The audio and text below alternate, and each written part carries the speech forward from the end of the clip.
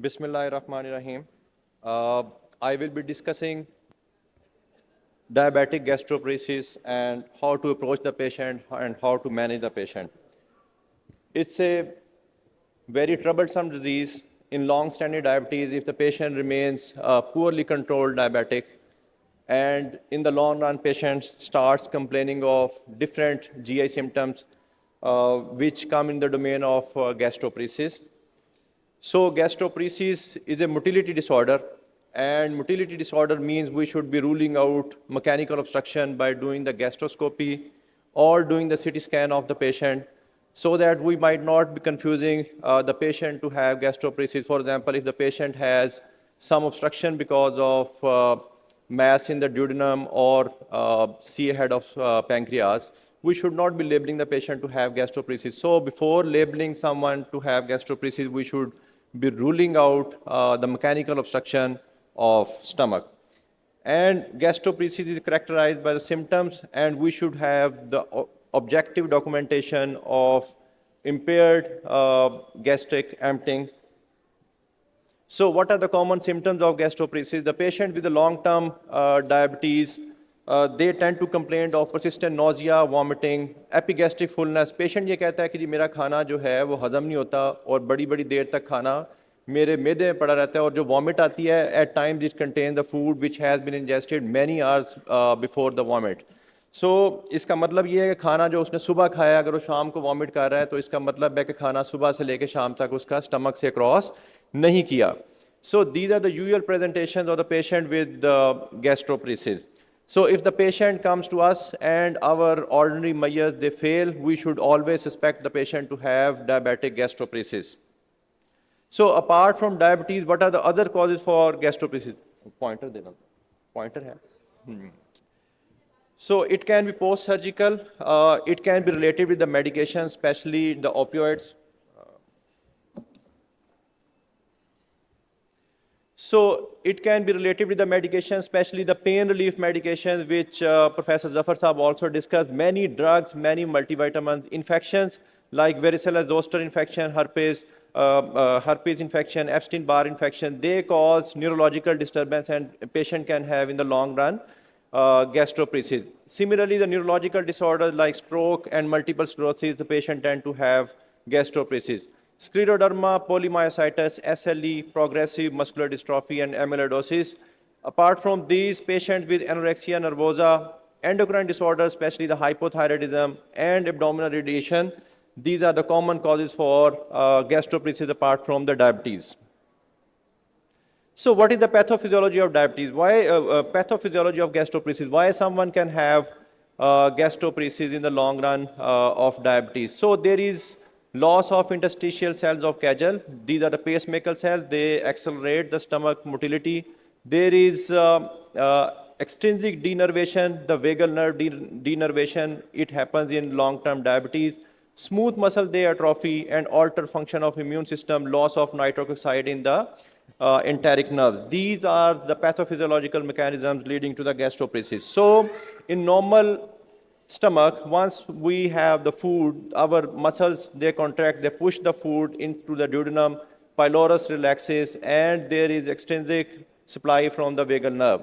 So in patient with a gastroparesis, we tend to have all these mechanisms impaired. The muscles, they atrophy, the vagal nerve, there is injury to the vagal nerve, and so muscle they atrophy, they are not able to push the food into the pylorus, across the pylorus into the duodenum, and there is pyloric closure as well. So how to investigate someone to have suspected gastroparesis? So first I discussed that we should be ruling out the mechanical obstruction, and mechanical obstruction needs to be ruled out with the help of gastroscopy or with the cross-sectional imaging like CT scan or MRI. Gastric emptying scintigraphy. Gastric emptying scintigraphy is a test of choice, and if we suspect someone to have gastroparesis, we should be ordering the patient to have scintigraphy study. This is available in many centers in the Lahore, and if we suspect someone to have gastroparesis, we should be ordering this test. But remember, before ordering the scintigraphy study, we should be stopping the drugs like pyrokinetics, domperidone, itopride. These are the prokinetic drugs. We should be stopping these medications, antiemetic drugs, opioid drugs and neuromodulators. We should be stopping these drugs before ordering someone to have scintigraphy study. Interpretation of scintigraphy study is very important. 4-hour emptying study is superior to 2-hour study.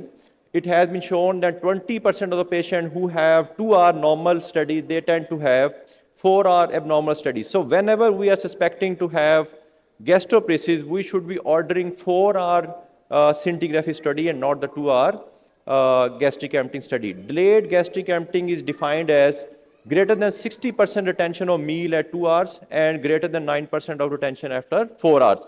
So this is quite possible that someone can have 2-hour emptying study absolutely normal, but if we extend the study up to the 4 hour, we might be finding 20% of the patient with gastroparesis.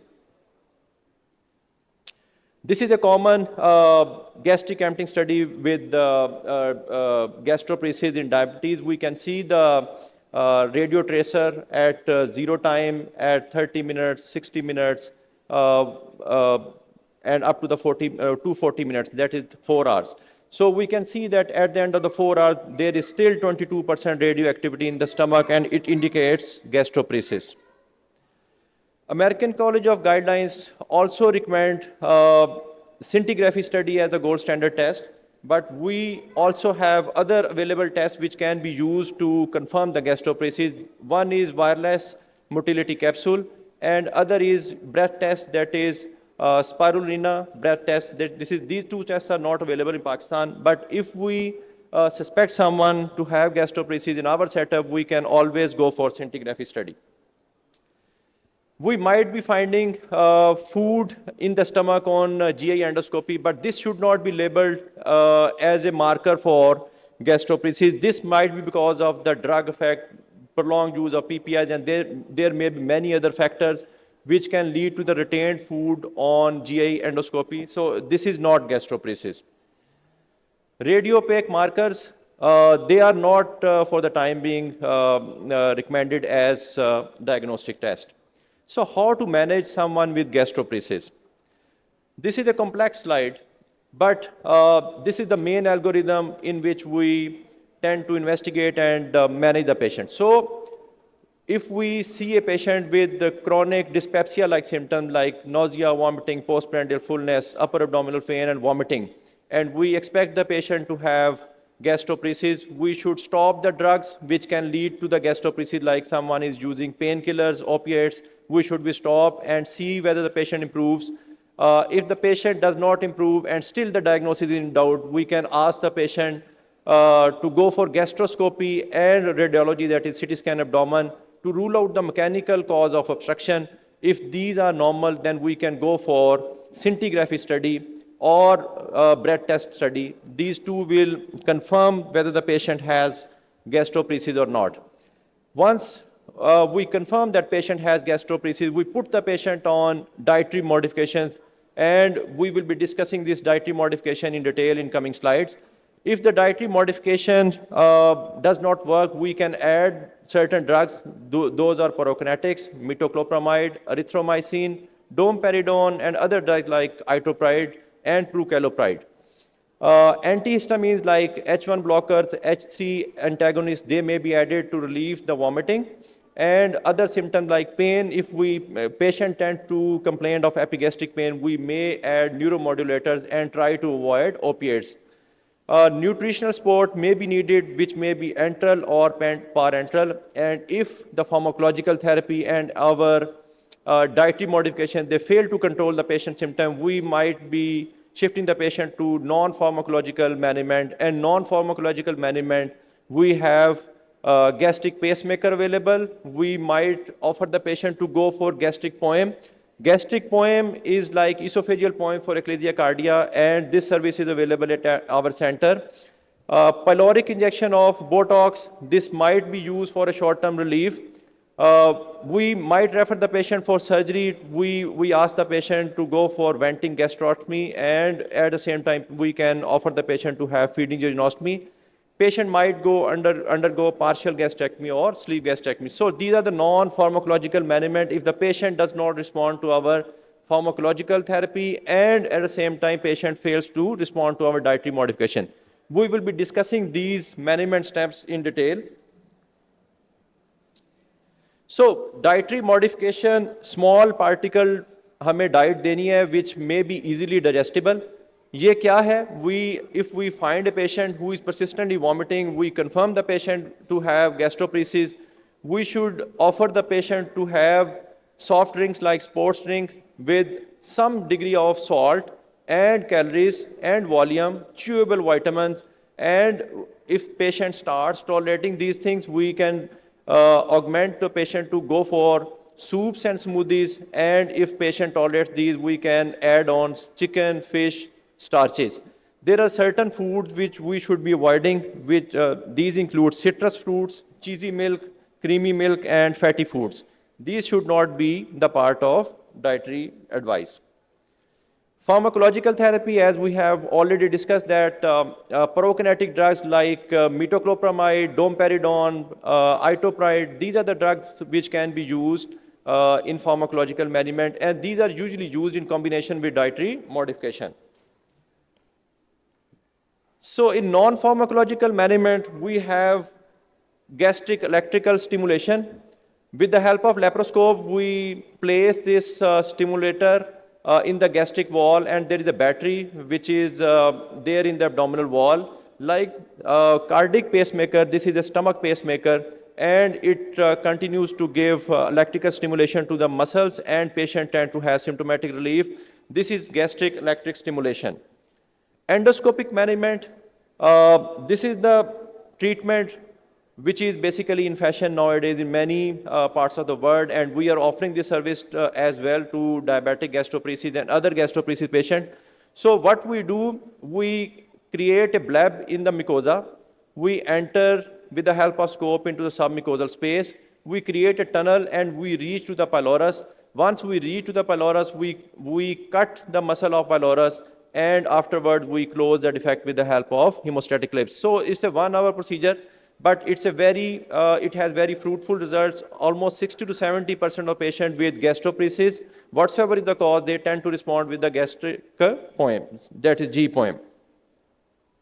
These are again endoscopic pictures of gastric poem. This is the gastric antrum. We create a submucosal bleb by injection, methylene blue and saline. Once we enter into the submucosa, we tend to coagulate this kind of vessels. We cut these muscles. You see the muscle is intact over here, and this muscle has been cut over here. And once we cut the muscle of pylorus, we close the defect with the help of hemostatic clips. In non-pharmacological management, acupuncture may be used in patients with diabetic gastroparesis. If the patient does not respond to metoclopramide and dietary modification, we label the patient to have refractory gastroparesis. European Society of Gastrointestinal Endoscopy recommends not to use Botox injection for the long-term relief, because Botox injection tends to have a short-term relief of only 3 months, and it tends to cause submucosal fibrosis. So if we are planning to go for G-POEM, we should not be injecting the patient to have Botox injection. Similarly, balloon dilatation of pylorus can be used in patients who do not have typical scintigraphy study, and we can give the trial of balloon dilatation up to 20 millimeter to see whether the patient responds, but this should not be used as a long-term relief. So in summary, diabetic gastroparesis is a troublesome disease.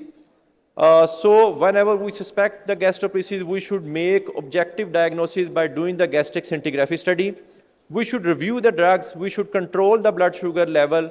Reviewing the drugs means there are certain drugs which can slow the gastric motility, like opioids and vitamins and many other drugs which can slow the gastric motility. So we should review the patient drugs, control the blood sugar level. We should start the patient to have dietary modification along with prokinetic drugs.